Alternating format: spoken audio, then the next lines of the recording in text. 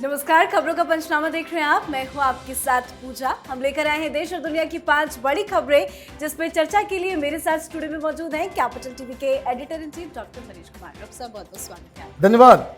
सबसे पहले नजर हेडलाइंस पर। एससीओ समिट में पीएम मोदी की आतंकवाद पर करारी चोट, एक ही तीर से पाकिस्तान, चीन और अफगानिस्तान धाराशाही, जिनपिंग और शरीफ की बोलती हुई बंद। मिशन 2024 एक्शन में बीजेपी ने 4 राज्यों के प्रदेश अध्यक्ष बदले। पंजाब, तेलंगाना, आंध्र प्रदेश और झारखंड में हुआ बड़ा बदलाव। महाराष्ट्र में अजित पवार ने बजाया एनसीपी में कब्जे का बिगुल। पावर गेम में शरद पवार हुए लूज। अजित पवार ने नए एनसीपी ऑफिस का किया उद्घाटन। स्पीकर बोले, महाराष्ट्र में सिर्फ एक ही एनसीपी। एनसीपी में टूट के बाद महाअघाड़ी की फंस गई गाड़ी। उद्धव पवार का सियासी पतन, कांग्रेस की भी बढ़ गई टेंशन। कांग्रेस और उद्धव गुट की बैक टू बैक बैठकें जारी। सुप्रीम कोर्ट में सुनवाई के दौरान फंस गए केजरीवाल। सुप्रीम कोर्ट ने 3 सालों में विज्ञापनों पर किए गए खर्च का ब्यौरा मांगा, साथ ही जमकर लगाई बात।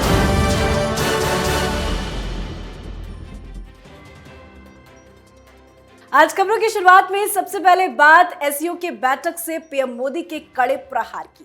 भारत की अगुवाई में आज संघाई सहयोग संगठन यानी एससीओ की अहम बैठक हुई, जिसमें प्रधानमंत्री नरेंद्र मोदी समेत कई देशों के प्रमुखों ने हिस्सा लिया। पीएम मोदी ने इस बैठक को संबोधित करते हुए आतंकवाद पर जमकर हमला बोला। पाकिस्तान का नाम लिए बिना ही आतंकवाद पर शहबाज शरीफ और चीन दोनों को ही जमकर लताड़ लगाई।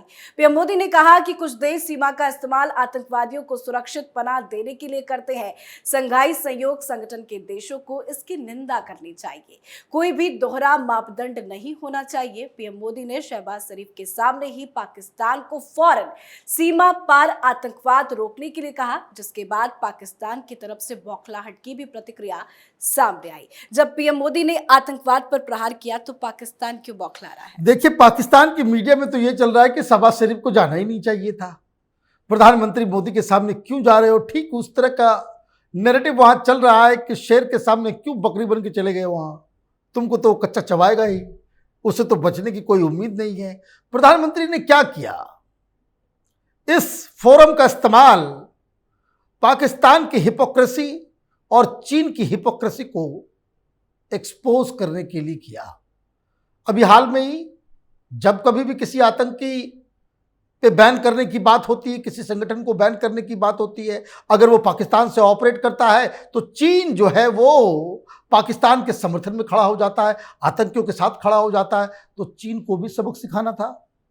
और दूसरा कि आप अपने टेरिटरी के अंदर, उन्होंने क्या कहा, सबसे बड़ी बात कि कुछ ऐसे देश हैं जो आतंकवाद को अपनी एक्सटर्नल मतलब विदेश नीति का एक टूल बना करके रखा हुआ है कि देखो जी, अगर ये बातचीत नहीं होगी, आप लोगों को ब्लैकमेल करते हो कि भाई आतंकवाद हमारे पास है, आप एक टूल की तरह उसे इस्तेमाल करते हो, इसकी निंदा की जानी चाहिए। निशाना सीधे सीधे पाकिस्तान के ऊपर था कि पाकिस्तान अभी तक सुधरा नहीं है, और चीन को भी साथ में प्रधानमंत्री मोदी ने लपेट लिया।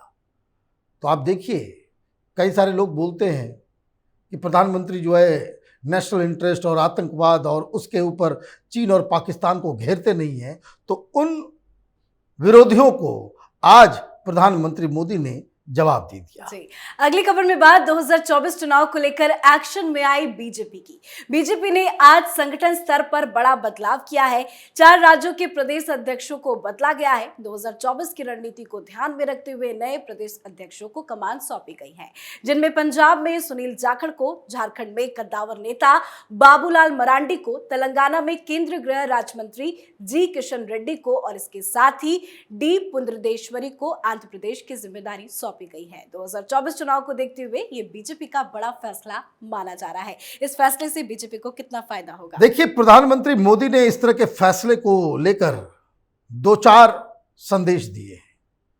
पहली चीज ये, he wants younger people in the team.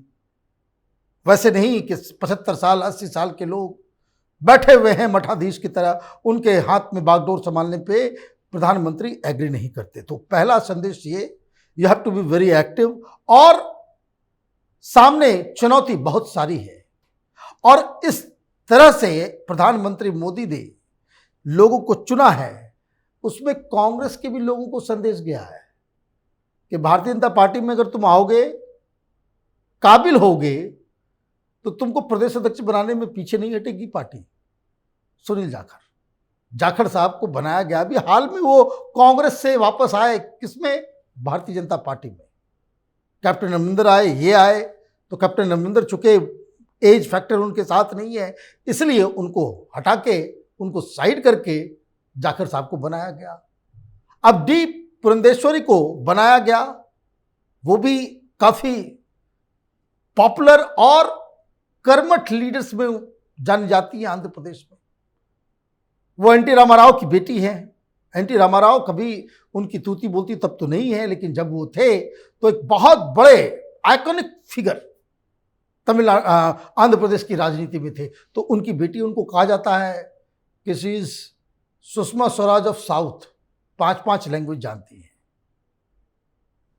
Reddy साहब को बनाया गया, ये तो जानना ही था। वो कारण क्या है कि वहाँ पे तेलंगाना के अंदर बहुत सारी समस्याएं चल रही है, ये मंत्री यहाँ बने हुए हैं तो उनकी एक जिम्मेदारी दी गई।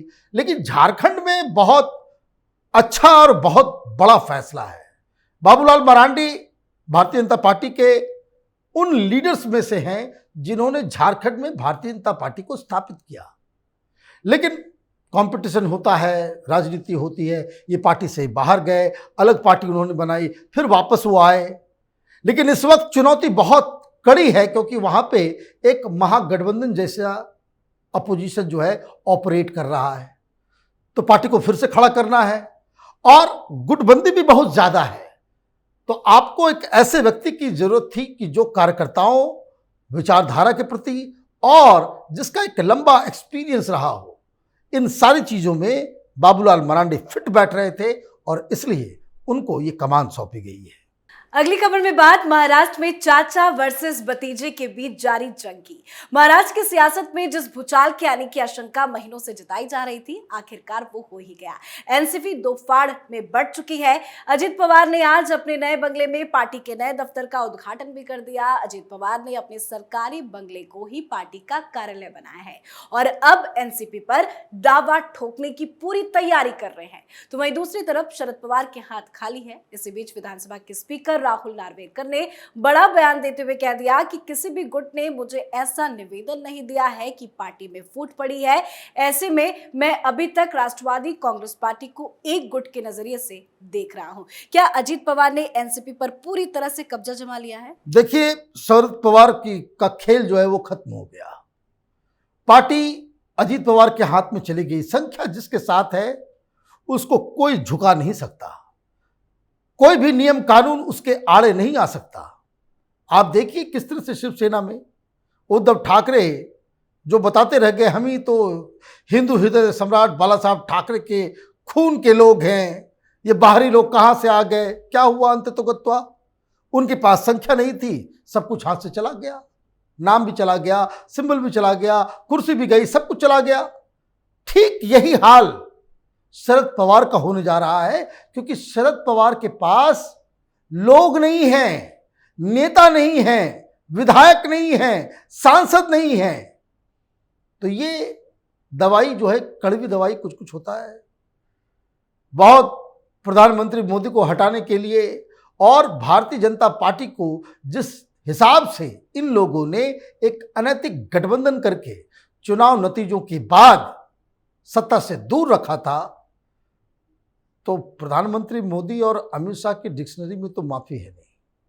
तो माफी मिली नहीं, तो आज ये दोनों ही लीडर शरद पवार और उद्धव ठाकरे बिल्कुल उसको कहते हैं दंतहीन विषहीन किस्म के लीडर हो गए महाराष्ट्र की राजनीति में। अब महाराष्ट्र की राजनीति एक बहुत बड़े चर्निंग से गुजर रही है। आगे चल के आप देखेंगे कि एक नए किस्म की राजनीति महाराष्ट्र में शुरू होगी। जी, तो एनसीपी में टूट से जहां शरद पवार परेशान है तो वहीं महाविकास अघाड़ी की गाड़ी फंस गई है। उद्धव गुट और कांग्रेस पार्टी में हलचल तेज है। एक तरफ महाराष्ट्र में शिवसेना का राजनीतिक मामला फिर से सुप्रीम कोर्ट पहुंच गया है। सुनील प्रभु कोर्ट में याचिका दाखिल कर एकनाथ शिंदे के नेतृत्व वाले बागी विधायकों के खिलाफ अयोग्यता याचिकाओं पर शीघ्र फैसला लेने के लिए निर्देश देने की मांग की है। तो वहीं उद्धव ठाकरे भी बैक टू बैक बैठकें कर रहे हैं। तो कांग्रेस पार्टी ने तो नेता विपक्ष के पद पर ही अपना दावा ठोक दिया है। एनसीपी में टूट के बाद कांग्रेस पार्टी और शिवसेना, उद्धव की शिवसेना में क्या चल रहा है? देखिए, जब समुद्र में कोई बड़ा जहाज डूबता है तो आसपास जो छोटे शिप्स जो होते हैं वो सीधे वहां से भागना शुरू करते हैं। क्यों? क्योंकि वो डूबता है तो बाकी सारी चीजों को लेकर के चला जाता है अंदर। महाराष्ट्र में यही हो रहा है। टूट रही है एनसीपी और ताबड़तोड़ मीटिंग चल रही है कांग्रेस के अंदर, तो उद्धव ठाकरे गुट के अंदर लगातार मीटिंग्स हो रही है। कोई सुप्रीम कोर्ट भाग रहे हो। क्यों भाई? वो इसलिए कि अब सत्ता इतना ज्यादा पावरफुल हो जाए तो जो लोग उद्धव ठाकरे के साथ हैं सब अपनी अपनी डेंगी बचाने के चक्कर में हैं कि मालूम चला कि बाकी के सांसद और बाकी के विधायक जो अभी तक उद्धव ठाकरे के साथ हैं वो वापस शिंदे के गुट में ना चले जाए। अभी इलेक्शन आना बाकी है, कैसे क्या होगा? सारे लोग बिल्कुल शक्तिहीन होते चले जा रहे हैं, प्रोपेगेंडा किया जा रहा है, अफवाहें फैलाने का काम कांग्रेस पार्टी, एनसीपी, शरद पवार वाले गुट और उद्धव ठाकरे गुट की तरफ से किया जा रहा है। तो ये सारी चिंताएं हैं और इन चिंताओं को और भी ज्यादा प्रबल बना दिया कांग्रेस पार्टी के स्टैंड ने। कल 12 बजे फैसला लेंगे ये लोग। वैसे ऐलान तो कर दिया कि वह जब शरद पवार के साथ आदमी नहीं है, विधायक ही नहीं है, उद्धव ठाकरे पहले ही कंगाल हो चुके हैं, तो लीडर ऑफ अपोजिशन तो कांग्रेस पार्टी का होना चाहिए। तो कांग्रेस पार्टी अब दावा ठोक रही है कि ये जो तथाकथित एमवीए है उसकी कमान और उसका संचालन कांग्रेस पार्टी के हाथ में होना चाहिए। कांग्रेस पार्टी ताकि ये डिक्टेट कर सके कि लोकसभा के चुनाव में शरद पवार को कितनी सीटें देनी है, उद्धव ठाकरे को कितनी सीटें देनी है और कांग्रेस पार्टी के पास कितनी सीटें बची रहेगी। ये सारा control and command system Maharashtra में एमवीए का वो कांग्रेस पार्टी अपने हाथ में लेना चाहती है। तो चारों तरफ से सब लोग अपने अपने स्वार्थ में खेल कर रहे हैं। जी, आखिरी खबर में बात सुप्रीम कोर्ट से लगे अरविंद केजरीवाल को फटकार की। केजरीवाल को सुप्रीम कोर्ट ने 2 हफ्ते के भीतर ये बताने का आदेश दिया है कि पार्टी ने पिछले 3 साल में विज्ञापनों पर कितना खर्च किया है। दरअसल सुप्रीम कोर्ट की ये तल्खी तब सामने आई जब दिल्ली सरकार ने सुप्रीम कोर्ट में कहा कि वो regional rapid transit system project के लिए फंड देने में सक्षम नहीं है। तभी कोर्ट ने जमकर फटकार लगाते हुए कहा कि आपके पास विज्ञापन के लिए फंड तो है लेकिन प्रोजेक्ट के लिए नहीं है। आखिर क्या कुछ हुआ सुप्रीम कोर्ट में? देखिए, अगर एक शब्द में कहा जाए तो सुप्रीम कोर्ट में अरविंद केजरीवाल को नंगा कर दिया गया।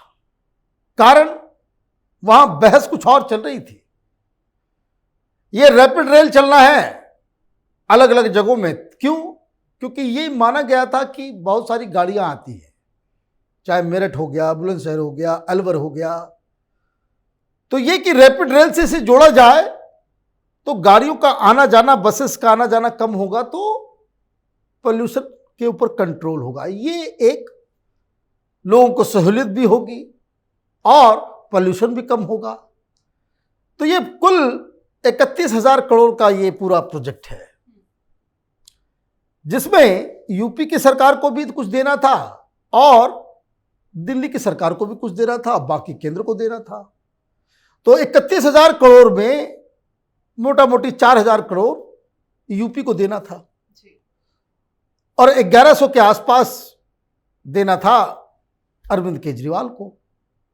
31,000 का पूरा प्रोजेक्ट है, इसको सिर्फ 1100 करोड़ देना है।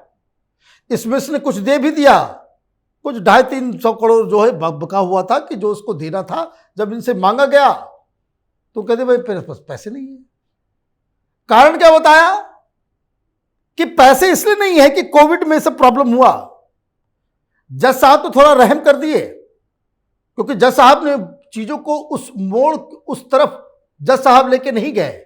जज साहब ने कहा कि भाई आपको दिक्कत हो रहा है देने में जो पब्लिक सर्विस के लिए है उसमें आपको दिक्कत हो रही है देने में, तो आप 3 साल का ये हिसाब किताब दो कि भाई कितने तुमने खर्च किए एडवर्टीजमेंट के ऊपर। कोर्ट ने कहा कि हम इन सब चीजों में जाना नहीं चाहते, लेकिन आपने सीधे हाथ खड़े कर दिए, तो कोर्ट इस चीज को जानना चाहेगा। और कोर्ट क्या चाहते हो आप? केजरीवाल को यह कहा गया, जज साहब ने कहा कि क्या चाहते हो कि यहां से आदेश दे दें कि एडवर्टीजमेंट का पैसा खत्म करो और उसको जन सुविधाओं में लगाओ। 2 सप्ताह का वक्त दे रहे हैं, आप पूरा हिसाब पे बताओ कि आपने कितने कितने रुपए एडवर्टीजमेंट में कहां कहां खर्च किए। अब इसमें तो ये भाई साहब फंस जाएंगे, बहुत ही 30 मार खां समझ रहे थे अपने आप को। और जो एक बात जो जज साहब शायद उनके दिमाग में नहीं गया होगा, क्योंकि बहाना तो ये बना रहा है नटवर लाल कि कोरोना की वजह से टैक्स जो है कम कलेक्शन हुआ है, तो कोरोना में ही तो तुम्हारा शीश महल बन रहा था। तुमने अपने सिर्फ अकेले घर के लिए 171 करोड़ रुपए तुमने खर्च कर दिए, और ये 200-250 करोड़ जो पूरे पब्लिक के लिए इस्तेमाल होना था उसके लिए तुम्हारे पास पैसे नहीं है। तो अभी 2 सप्ताह के बाद जब सुनवाई होगी और इसकी बेइज्जती होने वाली है, लेकिन इसकी बेइज्जती होगी क्या करें भाई? बेइज्जती तो उसकी होती, कोई इज्जत होती है। ये व्यक्ति तो बिल्कुल अपाद मस्तक बेशर्म है। जी, बहुत बहुत धन्यवाद बातचीत के लिए। नमस्कार। खबरों का पंचनामा में आज के लिए फिलहाल इतना ही, पर आज अपने शो ब्लैक एंड व्हाइट में चर्चा महाराष्ट्र की सियासी लड़ाई पर कौन किस पर है भारी, इसी पे करेंगे। तो देखना ना भूलें ब्लैक एंड व्हाइट, साथ ही देश विदेश की बाकी खबरों और उनके सटीक एनालिसिस के लिए देखते रहिए कैपिटल टीवी। हमें लाइक कीजिए, शेयर कीजिए और कैपिटल टीवी को सब्सक्राइब कीजिए। नमस्कार।